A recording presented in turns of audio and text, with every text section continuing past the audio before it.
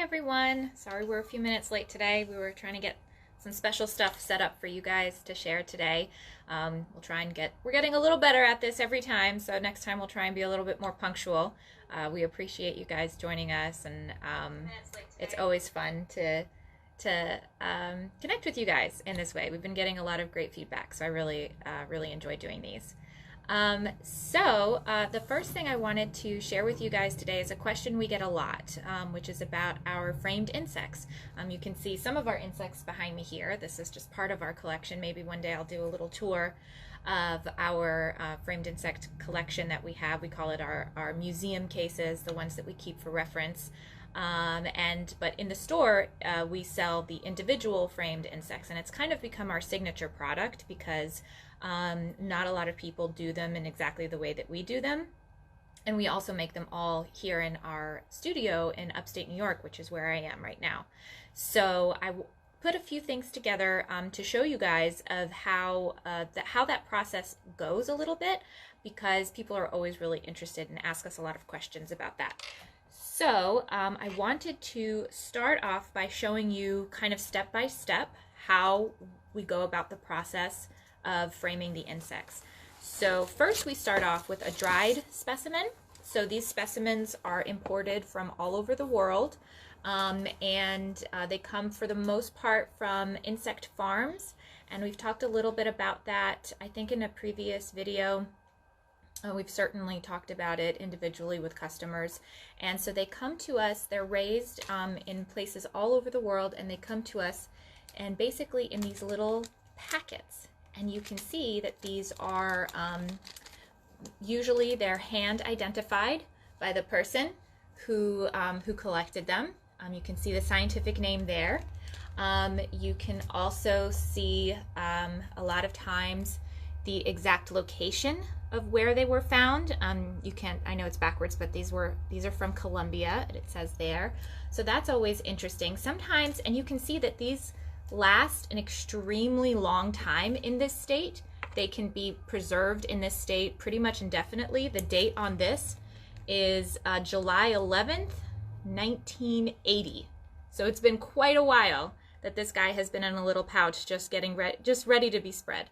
And so when I'll take them out so you can get a better look at exactly what it is that they look like. So when they come to us, they're in this state.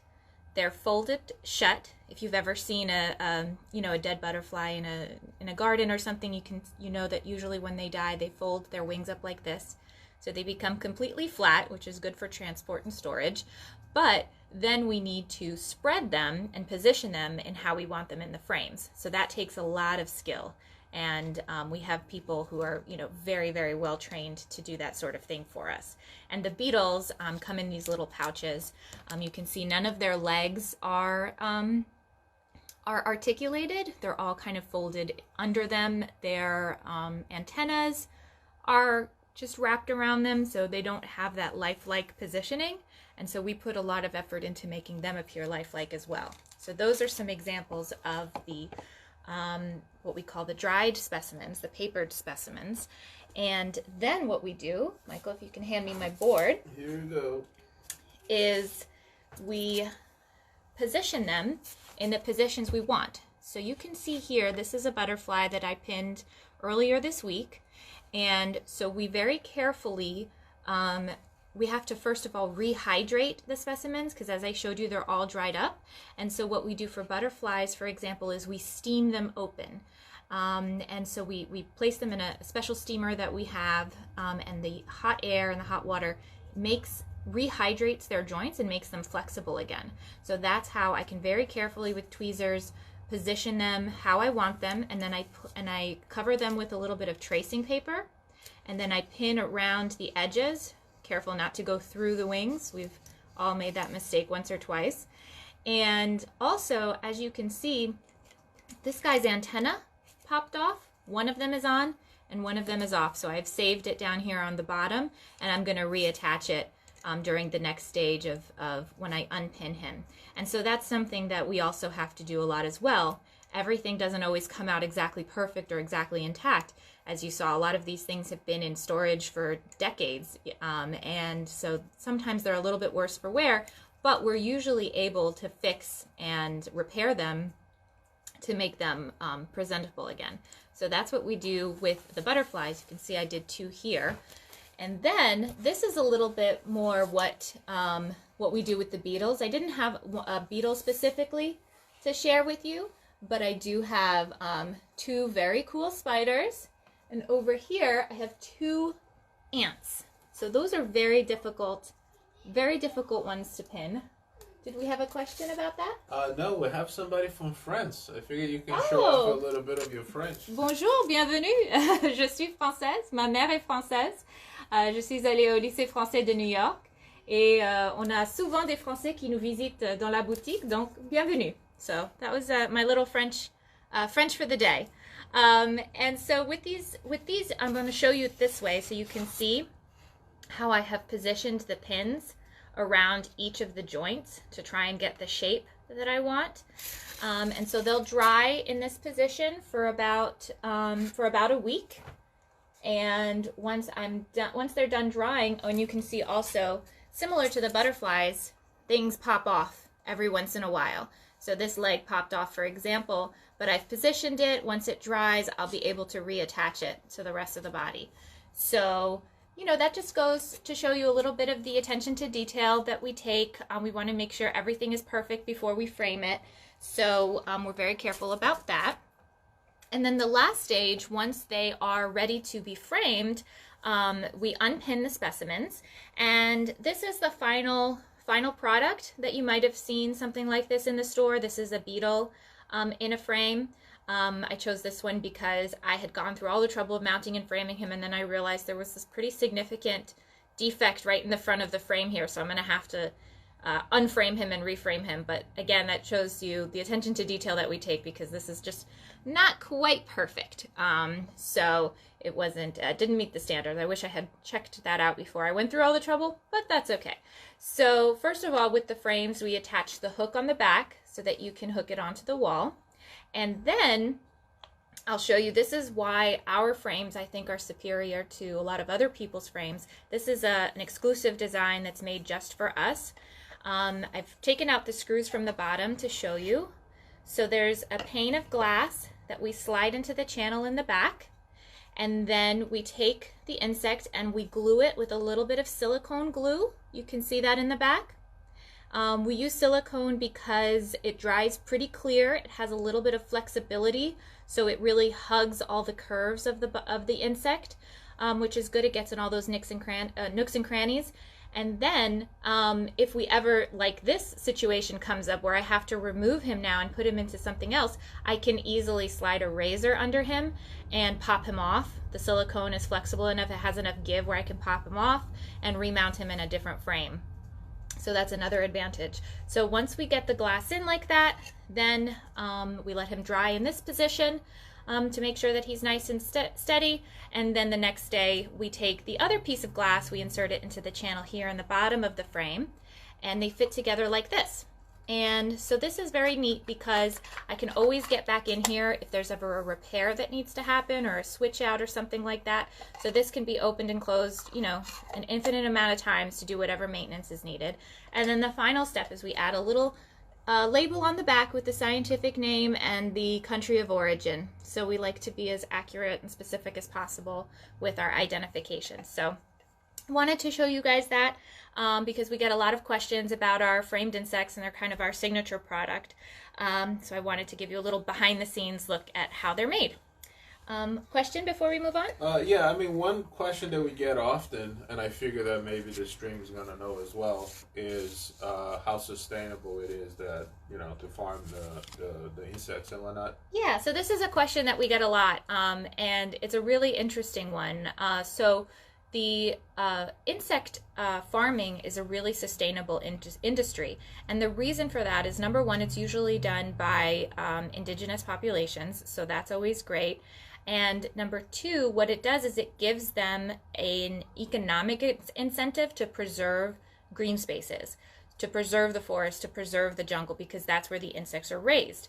And so otherwise they might be, more susceptible to, letting the land be used for logging or other sort of destructive activities. But with insect farming, they're able to, have a sustainable industry that is self-regenerating, and preserves the green spaces and provides an income. And also with the butterflies specifically, a lot of farms, especially for species that are not as common in the wild, they will raise a number of them and then they will release about half of them into the wild to go out and pollinate the flowers and do all the things that butterflies do.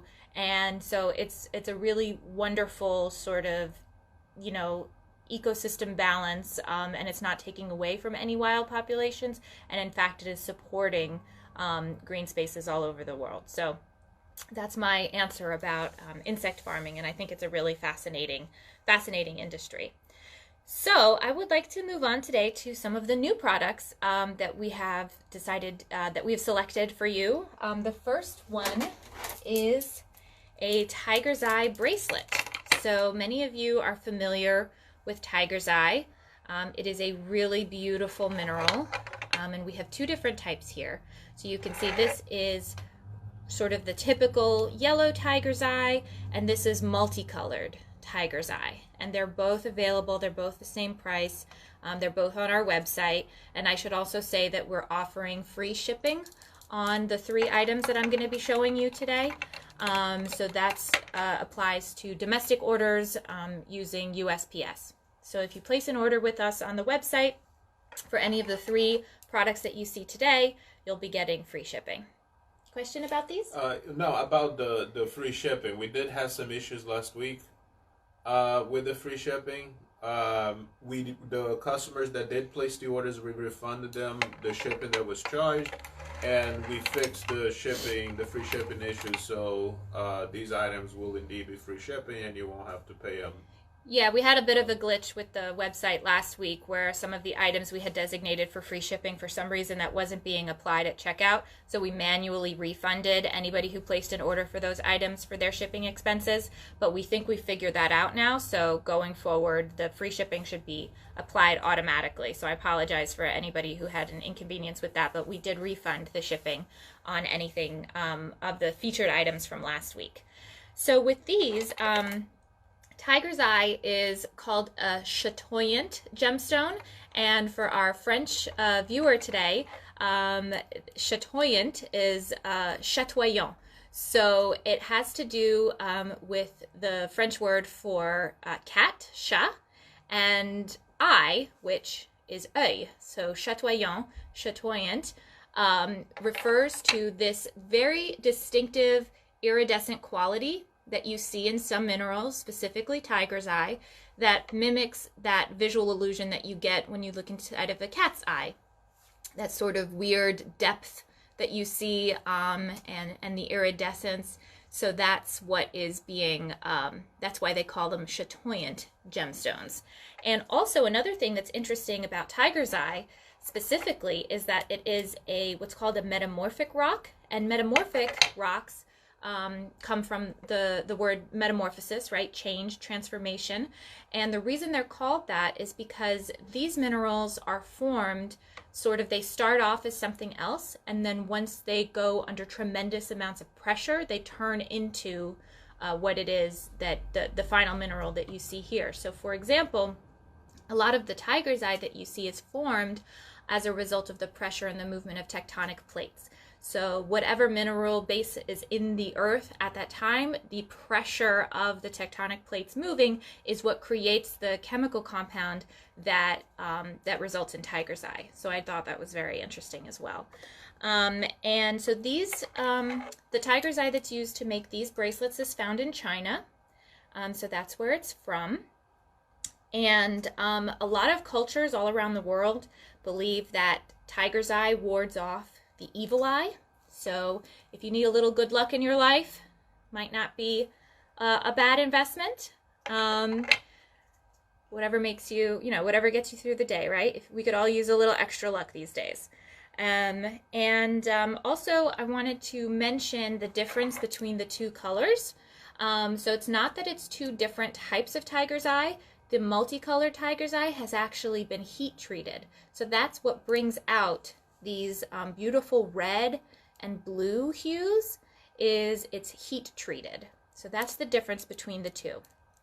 And also I wanted to point out one difference with, one thing to note about tiger's eye is that a lot of tiger's eye that's on the market, has been treated with nitric acid. And so what they do is they take low quality tiger's eye and they do some kind of a treatment with it with nitric acid, which brightens it up. And so one way that you can make sure that you're getting really natural, high quality tiger's eye is by making sure that you have these natural variations. So you can see the beautiful stripes, for example, in this bead are contrasted with sort of a more dull and sort of not quite as striated, a little bit more of a flatter color. And so that's important when you're looking at tiger's eye. You want to see a lot of natural variation, and that's how you know you're getting something that's natural. And so these bracelets are 12 millimeter beads, which I think is a nice size. You can see, not too thin, not too bulky. And I think that these would look great stacked. You can wear a couple at a time. They feel really nice. They have a nice heft to them. Or, of course, you can wear them just one at a time. We also selected the bracelets from this particular maker because they use a really high quality, extra durable elastic inside. And that's important because I've had bracelets like these beaded bracelets in the past where the elastic gets frayed and then sticks out and kind of makes like a porcupine effect. And so I wanted to point that out, that this is a very high quality elastic that won't snap off and sort of interfere with the beauty of the piece. And yeah, also just to wrap it up about these, we're only able to get these a few times a year. So we have a limited sort of access to this. So I would definitely grab them while we have them because we're only able to get them a few times a year. So that is the tiger's eye bracelet. Moving on to the next item we have today, which is a meteorite. So for those who are interested in meteorites, we have a few. Yeah, Mike's favorite category of items that we have. We have a few for you today. So this is a meteorite called a Sikhote-Alin meteorite. So you may have heard of this type of meteorite before. It is very special. And again, oh no, is this a... No, that's a Campo. That's a Campo. This was the comparison piece. Thanks for the heads up. So well, this is, I caught it because I know the difference, but it took me a second. So this is a Sikhote-Alin meteorite. And it can contrast it with a Campo meteorite, and they're a little bit different, and I can go through some of the differences later, but you can see a little bit of the differences here. So Sikhote-Alin meteorites are iron meteorites, which means that they're mostly composed of iron. I think it's something like 95% iron, and then some other minerals. Nickel, I think, is the second most abundant mineral. Yeah, so iron, nickel, but mostly iron. So it's classified as an iron meteorite. And it's named after the Sikhote-Alin Mountains in Russia, where it was found. So that's how it got its name. And in the story behind these meteorites, and we have several here today, a couple different sizes and some tiny ones in a vial, is that in 1947 there was a big meteor that hit the Sikhote-Alin mountains in Russia, and it was actually the largest witnessed fall ever. So a witnessed fall is just what it sounds like. It's when a meteorite falls and people see it, as opposed to one that has fallen millions and millions of years ago when people were not around. Something that has been recorded in history is what's referred to as a witnessed fall. And it's the largest meteorite that's ever hit the Earth that people have actually seen. So that's one of the reasons why this meteorite is so special. The original meteorite that these pieces came from, we believe, is about 23 tons. So that's pretty, that is a big big meteorite, if you can try and even quantify that in your mind. And so it was so large, in fact, that when it hit the Earth, thank God it hit in a place that was uninhabited, far away from people. But the sounds from the crash reverberated almost 200 miles away. So if you can kind of imagine that, that's almost the distance between here, where I am, and New York City, right?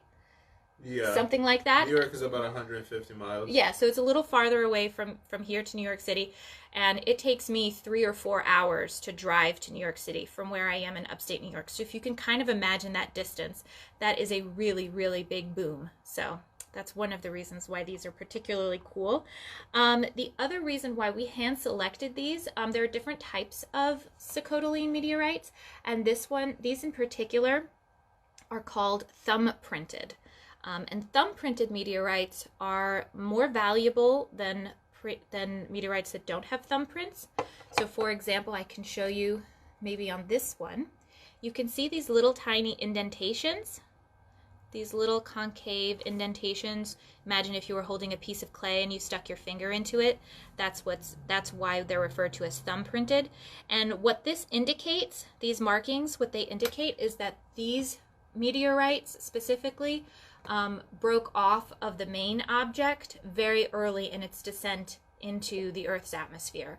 So it did not break off the meteorite when it hit the ground. It broke off the meteorite as it was entering the atmosphere. So that's a difference in terms of the rarity of the specimen, and also what that means is that you have this beautiful black fusion crust, and so that's when the metal was melting as it was heating up and traversing through the atmosphere. So it gives us this really dark black crust, what's called the fusion crust on it. Yes, Mike? There are people that will polish the black stuff out of the meteorite. Yeah. Right, like to make it look shiny and iron-like. If you ever get a meteorite that is black, so it's not rusted, it's this nice black, don't polish it. Yes. That's the fusion crust, and the meteorite is much more valuable when the crust is still on it. Yeah, so we've learned that mistake the hard way. We gave our meteorites to someone on staff once to be polished because they had a little bit of rust on them, and we just wanted to remove the little bit of rust because it is iron, it will rust eventually, right?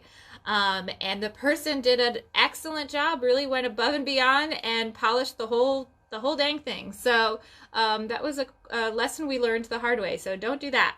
And I wanted to contrast it here. You can contrast it with the Campo meteorite, which you can see is much shinier and doesn't have much of a lighter iron color. And the reason for that is because this is not a piece that broke off during the entry into the atmosphere. This piece is actually part of a larger meteorite, maybe that did go through that process, that then what they do is they break it up, and I can go into that a little bit more detail in a minute. They break it up into a million little tiny pieces, and so this is what's called a shard. So it's not a whole meteorite, this is a whole meteorite, and this is a shard of a meteorite. So it's a slightly different process that it's prepared by. And so just to reiterate that Sikhote-Alin meteorites are some of the rarest meteorites in our collection, and again, we only have a limited quantity of these available, so definitely check those out on our website. And so to continue the meteorite theme and to maybe tie it into the jewelry theme, we have one of the most popular items on our website and in our store, which is a meteorite necklace. So this is great. This meteorite is a Campo del Cielo meteorite. So this is like the one that I was showing you just a minute ago, right? Like this one. And you can see it has that shiny, more of a shiny iron finish to it. And it doesn't have as much of those thumbprints that we were talking about. It's a little bit more jagged, and that's because it is a shard. And so it's also an iron meteorite, and this meteorite fell in the northwest of Buenos Aires in Argentina. So that's where that's from. That's where that's found. And the crater field that these are found in is 35 square miles. So that is a very large crater field. You can also imagine that this was a huge meteorite that made this impact. And so this is not a witnessed fall, not one that was recorded in history at least. So this fell to the earth 4,000 to 5,000 years ago is what is believed. How they've estimated how old these are, or rather when they arrived on Earth.